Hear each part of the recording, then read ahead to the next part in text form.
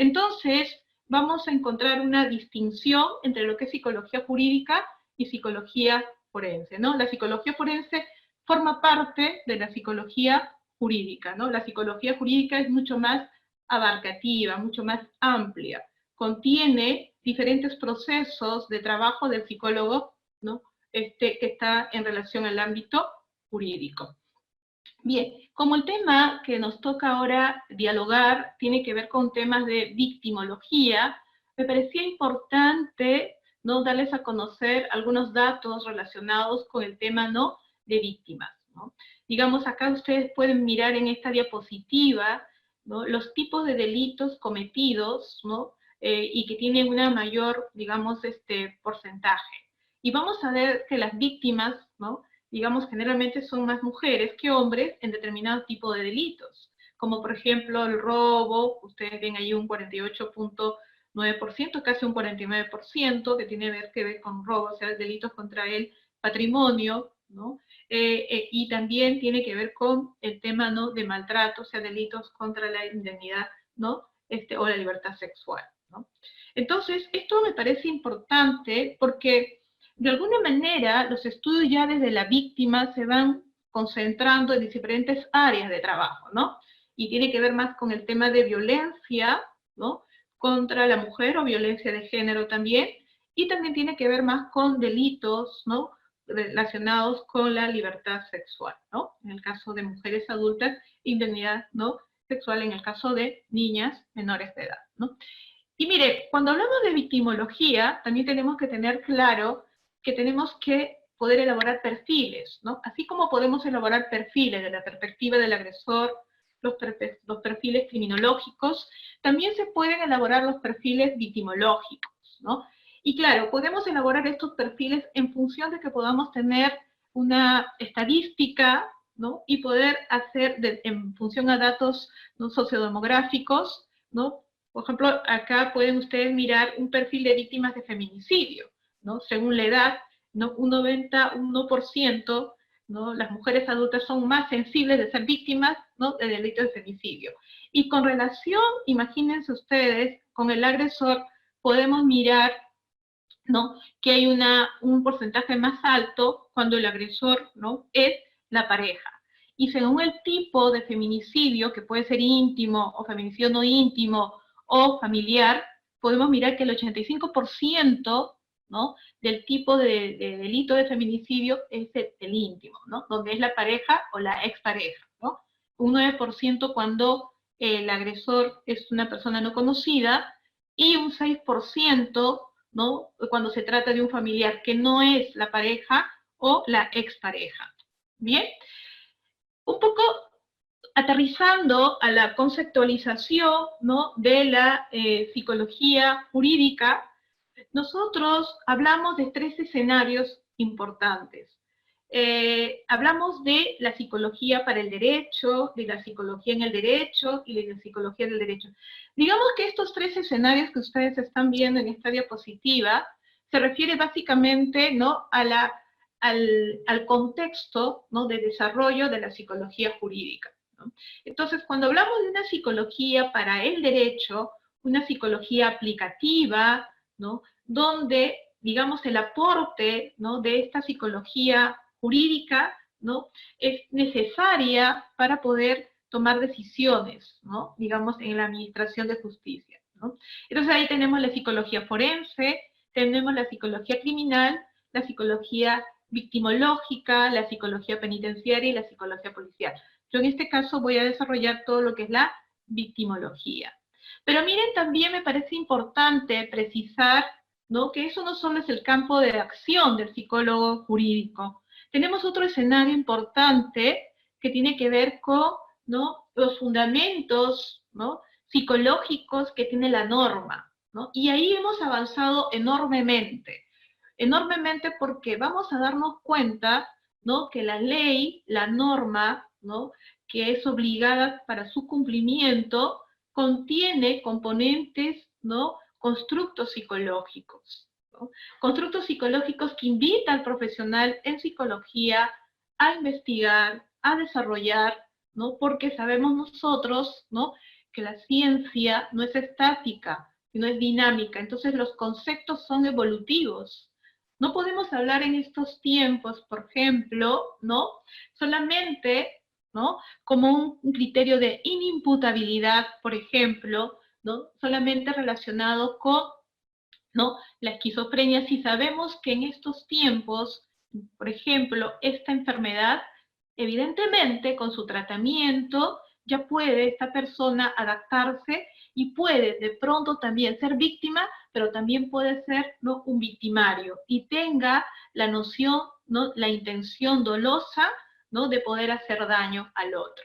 Entonces no estaríamos en un terreno de inimputabilidad, por ejemplo, ¿no? Entonces allí, por ejemplo, hay muchos avances, muchos estudios, ¿no?, con respecto a los constructos psicológicos en el marco de la norma, como por ejemplo los conceptos de daño, los conceptos de afectación, ¿no?, los conceptos de capacidad, los conceptos de indemnidad, los conceptos de secuela, los conceptos de maltrato, ¿no?, los conceptos de reparación, por ejemplo, ¿no? Todos estos conceptos que tienen básicamente, ¿no?, un contenido de corte psicológico, pero de una mirada interdisciplinaria, ¿no?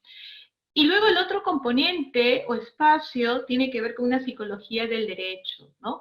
Donde la psicología básicamente aporta como una medida, para que el derecho lo entienda así, como una medida de laboratorio, digamos, qué medidas correctivas se puede utilizar, qué medidas sancionadoras se puede utilizar, ¿no? Digamos, de una psicología cognitiva, de una psicología del aprendizaje social.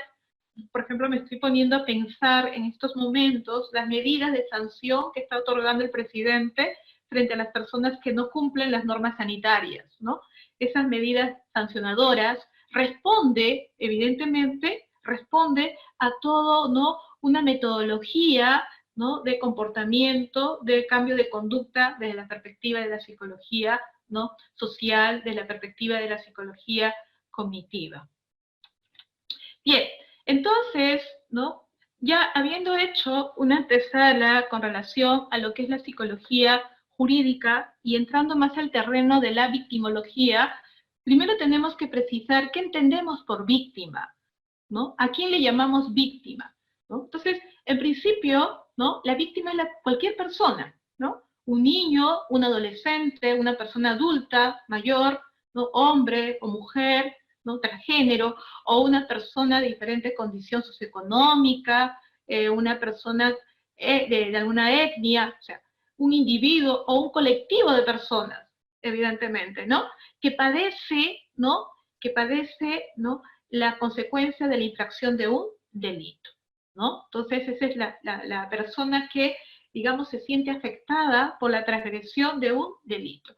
Las Naciones Unidas, ya en el año 1985, nos da una definición mucho más amplia de lo que entendemos por víctima, ¿no? Y un poco nos pone los parámetros para poder ir trabajando desde la víctima, ¿no? Y nos dice, ¿no?, como estoy comentando, que son personas individuales, colectivas, que reciben un tipo de daño físico, un daño mental, ¿no?, un sufrimiento psicológico, un menoscabo de sus derechos fundamentales, ¿cierto? ¿No? Todo esto, ¿no?, evidentemente origina a la persona un tipo de daño, que ahora lo vamos a ir viendo. Pero es importante cuando hablamos de víctima, ¿no? ¿En qué caso estamos hablando de víctima? ¿No? No todas las personas, evidentemente, que sufren algún tipo de afectación pueden estar en esa condición, ¿no?, sino que solo aquellas o aquellos en la cual, ¿no?, se les ha vulnerado digamos, un derecho, ¿no?, que está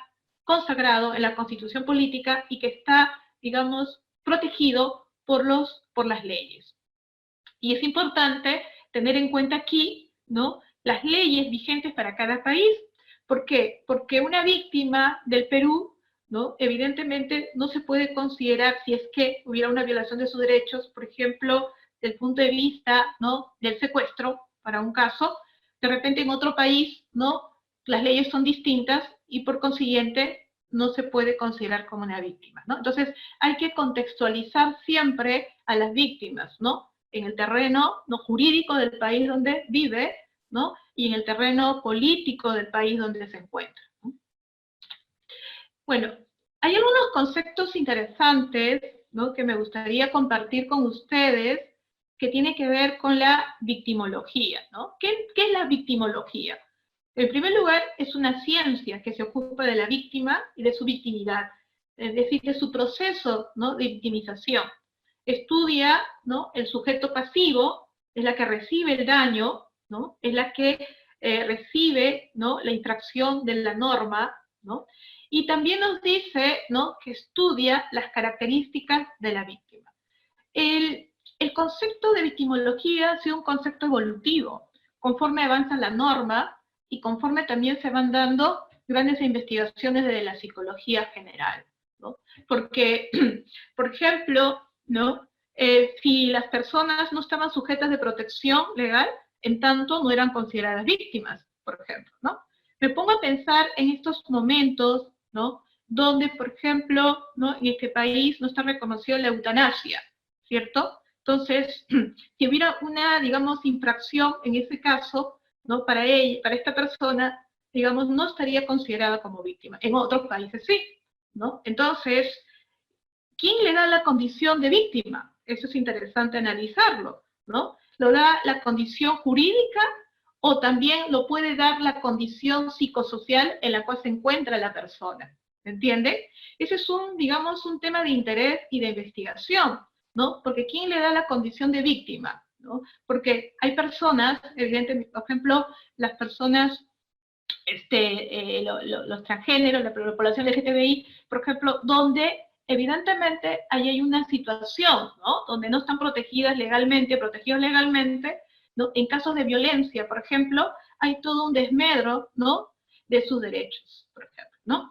Entonces, es interesante ese análisis, ¿no?, para la psicología en general, ¿no? Porque nosotros desde la perspectiva jurídica sí nos tenemos que adecuar a la norma, pero también desde nuestra perspectiva de la psicología social tenemos que tener un foco de atención, ¿no?, a otras personas que sí son víctimas y que merecen, ¿no?, digamos, nuestro trabajo de intervención.